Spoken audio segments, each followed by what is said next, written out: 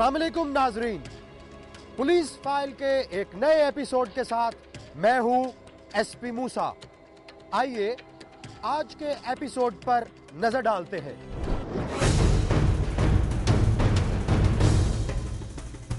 आज के एपिसोड में देखिए कौड़े कोट शहर भलवाल 13 साला आसमा की इज्जत हुई पामाल।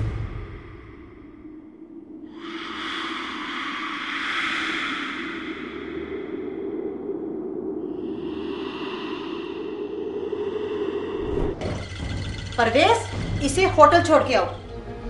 गरीब की बेटी कैसे जिए, एक माजूर बाप की आप बीती।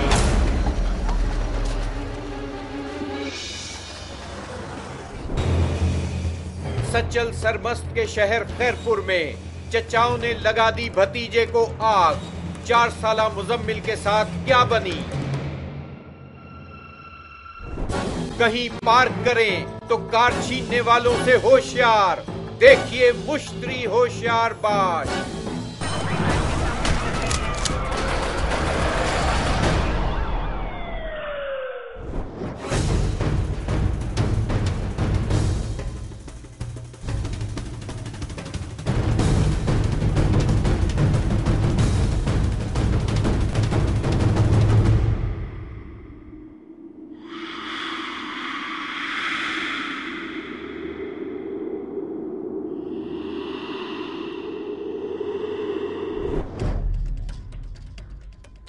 भलवाल के नवाही कस्बे कोड़े कोट की रिहायशी 13 साला आसमा के साथ हुई एक भयानक वारदात।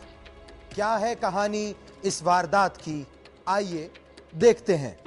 जिला सरगोदा की तहसील भलवाल के नवाह में कौड़े कोट नाम का एक गांव आबाद है। इस इलाके में एक तरफ बड़ी बड़ी हवेलियों और जागीरों वाले जमींदार आबाद हैं, तो दूसरी तरफ कच्चे पक्के घरों में मेहनत मजदूरी करने वाले बसते हैं। इसी इलाके में हाफिज एजाज अहमद अपनी बेटियों और एक बेटे के साथ रहता है। वो एक मेहनत कश होने के साथ साथ हाफिज कुरान भी है। उसके घर में दीवारें उसकी गुर्बत और बेबसी की कहानी बयान करती हैं। वो गरीब जरूर है मगर अपनी औलाद को तालीम दिलाना चाहता है। उसकी बड़ी बेटी मिडिल पास जबकि छोटी बीए की तालिबा है। हाफिज एजाज का एक ही बेटा है नईम अहमद जो 11वीं जमात का तालिबे इल्म है। वो पढ़ लिख कर अपने खानदान का सहारा बनना चाहता है। इसी घर में उनकी एक मासूम और छोटी बहन आसमा उनके साथ रहती है जिसकी उम्र अभी 13 साल है। आसमा इलाके के सरकारी स्कूल में 6ठी जमात की तालिबा है। चंद लोगों पर मुश्तमिल ये खानदान अपनी छोटी सी दुनिया सजाए, अच्छे दिनों की आस लगाए कौड़े कोट में वक्त गुजार रहा था। जिंदगी मामूल के मुताबिक गुजर रही थी। अचानक एक रात उन पर मुसीबतों का पहाड़ टूट पड़ा। वो 20-21 दिसंबर की दरमियानी रात थी। भलवाल के एक छोटे से कस्बे में रहने वाले इस खानदान पर उस रात ऐसी कौन सी आफत टूट पड़ी थी। क्या हुआ था हाफिज एजाज अहमद के घर वालों के साथ। उस रात 13 साला आसमा घर के कमरे से निकलकर बाथरूम गई।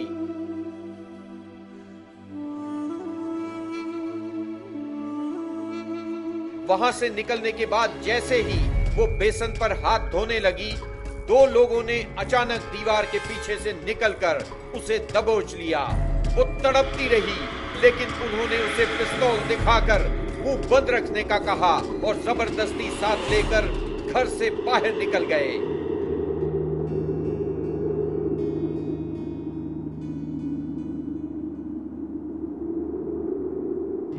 बाथरूम में जाके मैं फिर बाहर आई हूं कि बेसन को हाथ धोते अचानक 2 बंदे आए। उन्होंने मेरे मुंह के हाथ लेके ते इतने पिस्तौल रखे ना, पिस्तौल रख के फिर मैं तराश ला के मैंने बाहर ले गया। घर के कमरे में मौजूद उसकी बड़ी बहन शाजिया उसका इंतजार करती रही मगर आसमा कमरे में वापस ना आई। कुछ देर इंतजार करने के बाद उसे फिक्र हुई।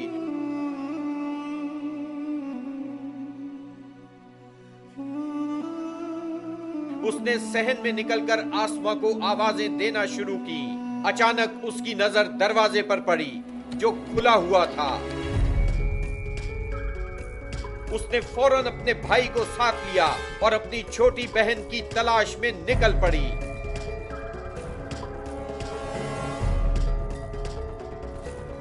शाजिया पागलों की तरह मोहल्लेदारों के दरवाजे बजाती अपनी मासूम बहन आसमा का पूछती रही, मगर किसी को मालूम नहीं था आसमा कहां चली गई।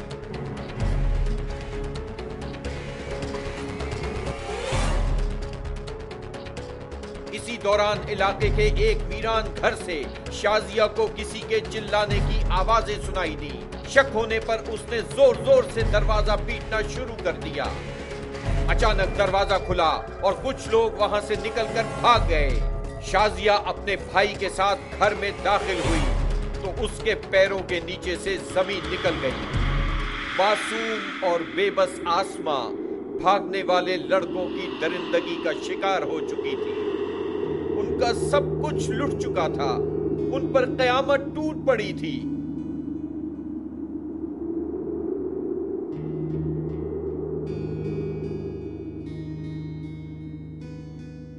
बाहर कमरिया में लैके मेरे को पुछते रहे थोड़े घर जेवर कितना या तेरिया दूजियां बाजियां किदा थोड़े को कोई और चीज़ है। मैं आख्या मैंने कोई नहीं पता।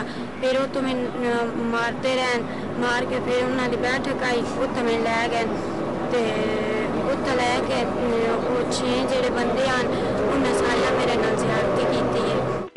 सवाल ये है कि उन्होंने आसमा के साथ ऐसा क्यों किया? क्या इसका मुहर्रिक चंद ओबाशों की हवस थी या इसके पीछे कहानी कुछ और है? मूवी बना के फिर मैंने उन्हें पानी पिलाया। मैं वो पानी नहीं पीता ते उन्हें मेरे जबरदस्ती मुंह में पानी पाया। आए चोरी की सूरत में क्यों, लेकिन अगे बच्ची सामने आ गई। जिस टाइम बच्ची सामने आई है उसने ले चुक के ले गया। शाजिया ने अपनी लाचार बहन पर अपनी चादर डाली और अपनी बेबसी का मातम करती हुई अपने घर लौट आई।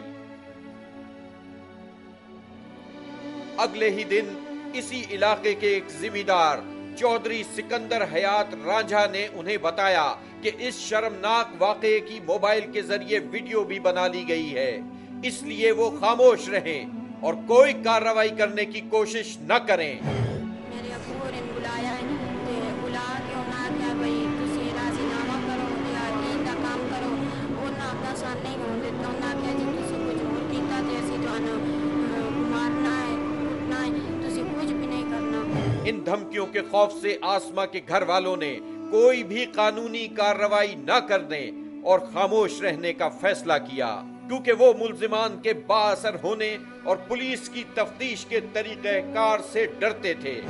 बहुत गरीब हैं, साडी इज्जत खराब की ना बिला वजह। कोई साडे विच गलत साडा किरदार नहीं सी, कोई साडे विच इस किस्म की चीज़ नहीं सी कि जिस वजह तो साडे नाल होया है। कोई साडी किसी नाल दुश्मनी नहीं, मेरे भाइयों दी मेरे अब्बू दी।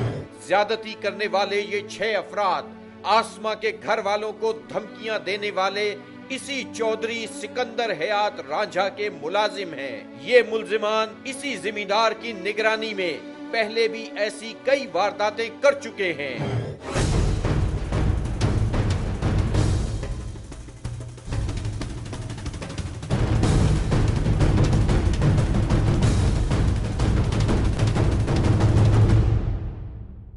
ऐसे ही जुल्म का शिकार होने वाले गांव के तमाम लोग डराने धमकाने की वजह से पहले भी खामोश रहने पर मजबूर थे और अब भी मजबूर।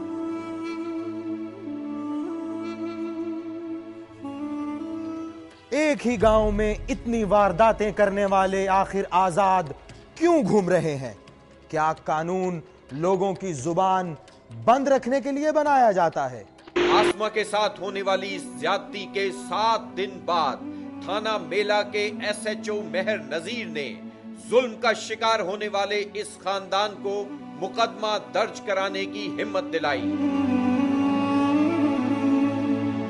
इस तरह 27 दिसंबर 2010 को थाना मेला में 6 मुल्जिमान के खिलाफ इस वाकये की FIR दर्ज करा दी गई। लेकिन आसमा के साथ होने वाली दरिंदगी के एक हफ्ते बाद 13 साला आसमा को ड्यूटी मजिस्ट्रेट भलवाल के सामने पेश किया गया, जहां उसके बयान के बाद अदालत ने उसका मेडिकल चेकअप करवाने का हुक्म दे दिया। जो ही इतला हुआ मिला, हमने FIR दर्ज की है और फौरन मुलज़िम के पीछे रेड करने शुरू कर दिया। आसमा का वालिद हाफिज एजाज अहमद एक तरफ अपनी शराफत, मजबूरी और गुर्बत के हाथों परेशान है, तो दूसरी तरफ इंसाफ का तालिब। साडे नाल बहुत ज्यादती हो रही है, शरीफ आदमी आसी कोई मेहरबानी साडे नाल तामुन कीता बने। अपनी बेबसी के बावजूद वो चाहता है कि मुल्जिमान और उन पर शफकत का हाथ रखने वालों को कड़ी से कड़ी सजा मिलनी चाहिए, ताकि आने वाले दिनों में कोई किसी की बहन बेटी को बेआबरू न कर सके। बेला पुलिस ने पहले तो इस केस को दर्ज करने में काफी दिन गुजार दिए, लेकिन जब केस दर्ज हो गया तो इसमें नामजद तमाम मुल्जिमान मनाजिर वल्द मोहम्मद बख्श तारड़, जुल्फकार वल्द मोहम्मद हयात गोंदल, फहीम वल्द उमर हयात माछी, मुदस्सर वल्द मोहम्मद बख्श तारड़, मुमताज और एहसान को न सिर्फ गिरफ्तार कर लिया, बल्कि उन्हें ड्यूटी मजिस्ट्रेट की अदालत में पेश करके उनका रिमांड भी ले लिया। देर रात मेहनत की थी, मुल्ज़िमान को गिरफ्तार करके पेश अदालत की था। कितने मुल्ज़िमान 4 मुल्ज़िम गिरफ्तार हो गए। कितने दिन? 2 बकाया ने 5 दिन का रिमांड हासिल किया और 2 पेश अदालत कर। पुलिस ने मुल्जिमान को गिरफ्तार तो कर लिया, लेकिन अब आसमा के घर वाले चाहते हैं कि उन्हें जल्द से जल्द इंसाफ फराहम किया जाए। खास कर दें कि साडे नाल इंसाफ किया जाए और 6 दे 6 मुलजम सजाए मौत तो सिवा उन्हें कोई सजा नहीं होनी चाहिए। आसमा का वालिद एजाज अहमद बेबसी की तस्वीर बना, इस बात को सोचता रहता है। उसने तो किसी के साथ बेइंसाफी नहीं की, उसने तो किसी का हक नहीं मारा। वो राजमिस्त्री का काम करके दूसरों के घर आबाद करता है, मगर इन मुल्जिमों ने उसका हंसता बसता घर क्यों बर्बाद कर दिया?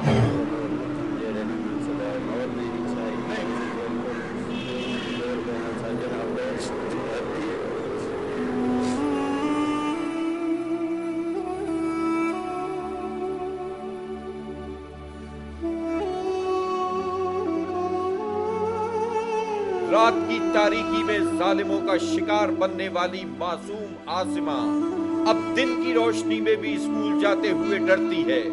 उसे डर है वो पहले की तरह किसी और दरिंदे की हविस का शिकार न हो जाए।